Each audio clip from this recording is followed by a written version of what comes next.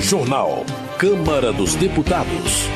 Projeto aumenta multa para quem estacionar em vaga de idoso. TVs educativas poderão veicular propagandas institucionais. Ao fim da legislatura, deputados fazem balanço positivo do mandato.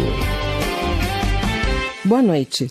Depois de atuar na Câmara dos Deputados por 10 mandatos consecutivos, num período de 40 anos, Simão Cecim, do PP do Rio de Janeiro, se despede da casa com o sentimento de dever cumprido e de gratidão à população fluminense. Faço a despedida com a consciência do dever cumprido, de ter tido o privilégio de defender os interesses do povo fluminense, que me confiou, que me delegou durante 40 anos consecutivos o sagrado voto da representatividade. Isso muito me honra. Tenha consciência do dever cumprido, sim, de que servi ao povo do meu país e do meu Estado com dedicação, respeito e lealdade. Envaidece-me mais ainda o fato de eu ter participado do momento histórico como um dos integrantes da Assembleia Nacional Constituinte de 1988, que resultou na promulgação da Constituição Cidadã em 5 de outubro de 1988. Mesmo sem mandato de deputado federal, Simão Cecim afirma que não deixará de atuar na política e dará continuidade ao trabalho em favor da população da Baixada Fluminense. Luiz Sérgio, do PT, cumpriu 5 mandatos consecutivos na Câmara desde 1999. Ele se despede da casa fazendo um balanço positivo de seu trabalho. O deputado ressalta que sempre lutou pelos direitos dos trabalhadores, atuando contra a reforma trabalhista e contra a reforma da Previdência. Luiz Sérgio afirma ainda que durante o mandato destinou recursos para ajudar várias regiões do Rio de Janeiro, entre elas o Noroeste Fluminense. Ele destaca algumas das emendas que beneficiaram os institutos federais de educação da região. Em Pádua, todo o laboratório foi viabilizado com recursos que pude destinar e isso garantiu a continuidade dos cursos técnicos que ali estão sendo ministrados aos alunos. Em Cambuci, 8 salas de aulas estão sendo construídas com recursos que destinei ao Instituto Federal de Educação em Cambuci. Não foram só isso, o município de Porciúncula tem quadras poliesportivas, recursos que viabilizaram praticamente todos os aparelhos hospitalares que estão nos postos de saúde. Então, esses recursos que viabilizei, esse trabalho junto ao Instituto Federal de Educação, junto aos prefeitos, se viabilizaram em obras que estão beneficiando a população local. Além disso, Luiz Sérgio registra que destinou recursos para urbanizar bairros de vários municípios da região noroeste do estado e também para a construção da nova rodoviária da cidade de Santo Antônio de Pádua. Givaldo Vieira, do PCdoB do Espírito Santo, conclui seu mandato no próximo dia 31 de janeiro e faz um balanço positivo de sua passagem pelo Legislativo Federal. O parlamentar ressalta a confiança recebida por seus pares ao indicá-lo como presidente de uma comissão permanente. Givaldo Vieira expressa seu compromisso de continuar contribuindo, mesmo fora do Congresso Nacional, com o fortalecimento da democracia e o desenvolvimento do país.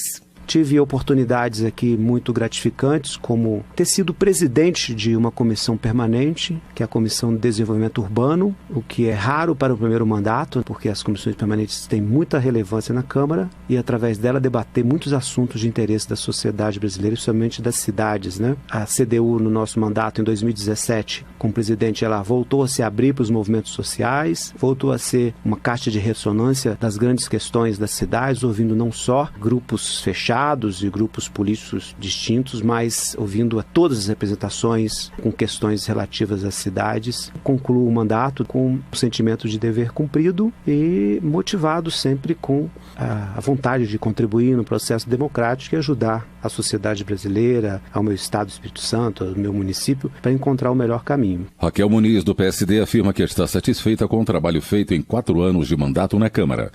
A parlamentar destaca sua atuação no Congresso Nacional, especialmente no que se refere ao empoderamento da mulher e à saúde pública de Minas Gerais. Participei de vários projetos legislativos aqui, entre eles a PEC do Fundeb, o projeto que garantiu também aos médicos a manutenção no diploma do termo médico. Representei também as mulheres na ONU Mulher como parlamentar. Conseguimos criar a Comissão da Mulher, que não tinha na Câmara. Conseguimos também criar a Comissão dos Direitos da Pessoa Idosa. Trabalhei em intensamente pela saúde, foi uma grande bandeira nossa. Credenciamos um hospital no norte de Minas Gerais, o Hospital das Clínicas Mário Ribeiro.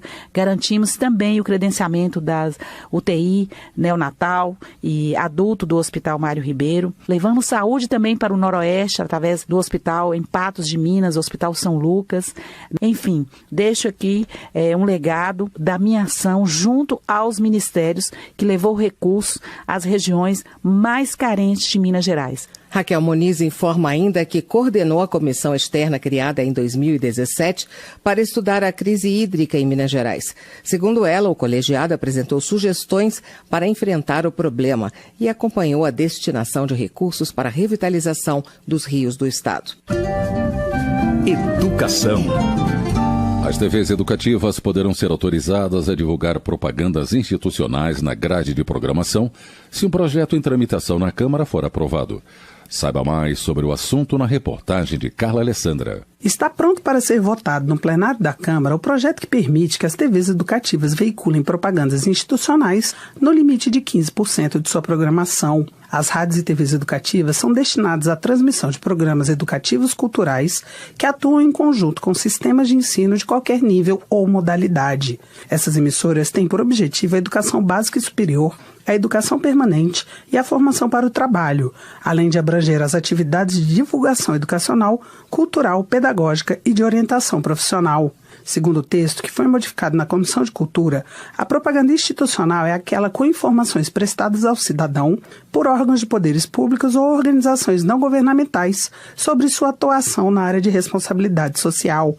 A relatora na comissão, deputada professora Dorinha Seabra Rezende, do Democratas de Tocantins, destacou que na proposta original havia permissão para veicular comerciais, mas devido à natureza das emissoras educativas, essa parte do texto foi retirada. Elas têm um princípio que não é o comercial, elas têm uma série de regulamentações do que elas podem veicular, elas têm uma série de benefícios e uma série de responsabilidades também institucionais com divulgação de informações de interesse cidadão e público. Ainda pelo texto aprovado na Comissão de Cultura, as rádios terão até 25% de sua grade destinados à publicidade institucional ou ao patrocínio de programas. Da Rádio Câmara de Brasília, Carla Alessandra.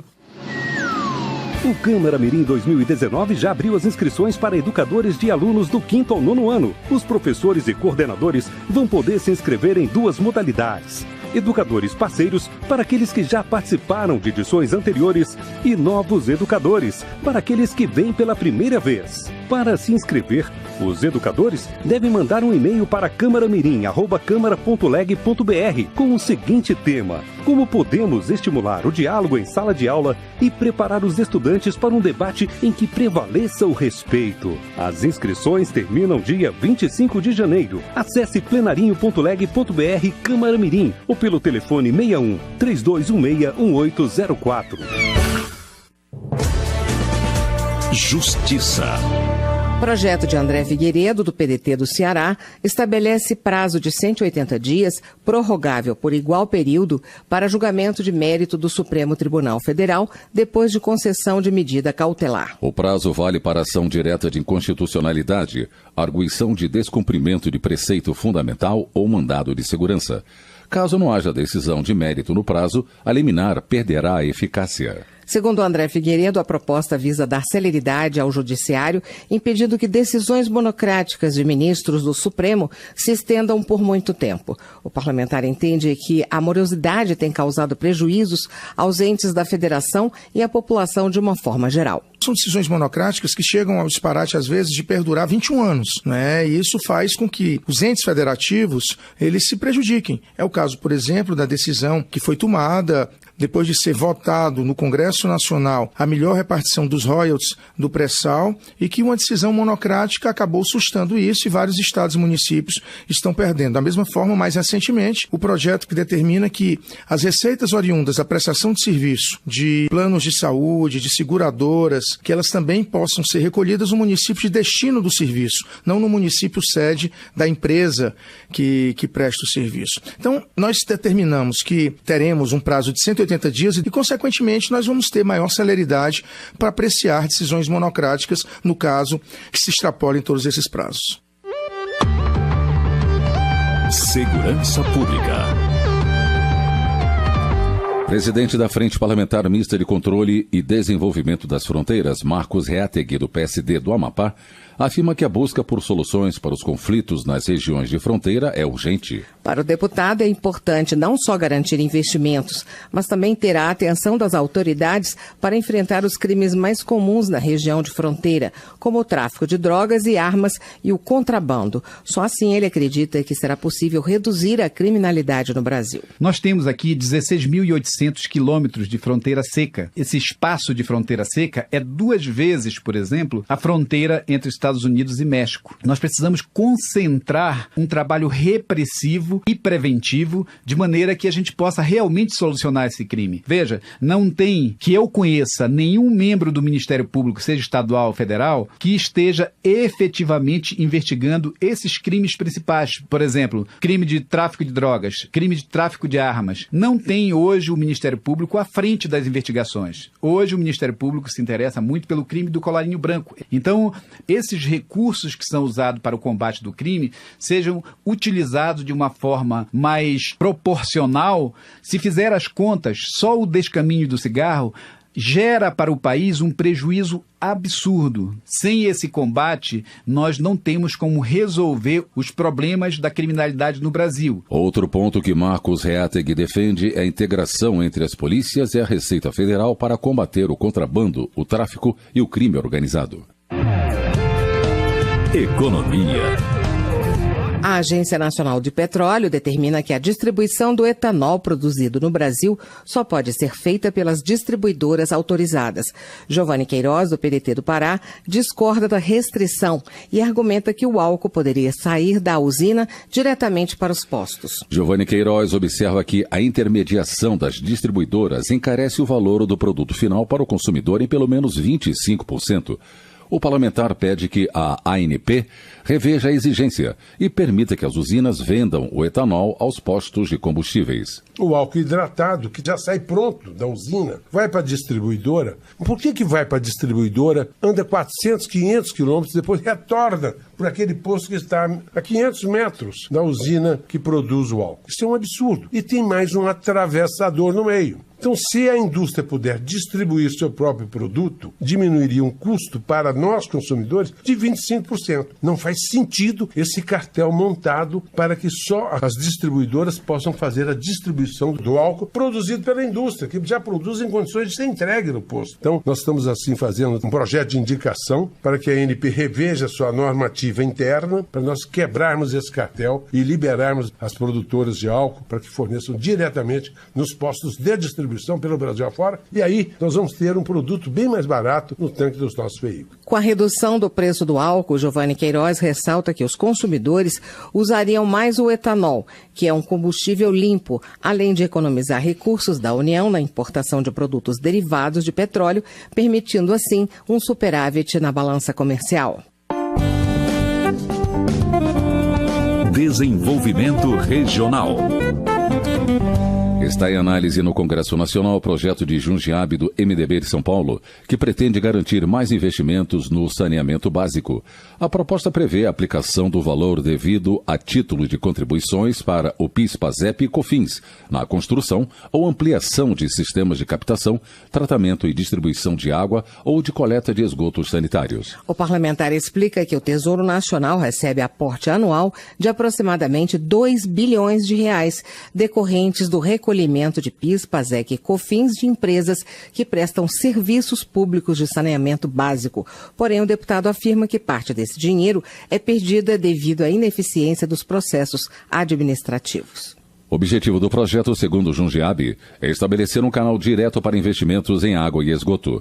Ele argumenta que é preciso acabar com as deficiências na área de saneamento para melhorar a saúde e qualidade de vida para a população. Em 2014, a Organização Mundial de Saúde apontou que cada dólar investido em saneamento representa a economia de 4,3 dólares em saúde global. É uma coisa fantástica. A relação é cristalina. 6 em cada 10 atendidos em unidades de saúde do nosso país têm problemas causados pela ineficiência do abastecimento de água tratada e esgoto recolhido. Não há saúde pública, nem preservação ambiental e muito menos qualidade de vida sem acabar com as sérias deficiências do nosso sistema de saneamento básico no Brasil.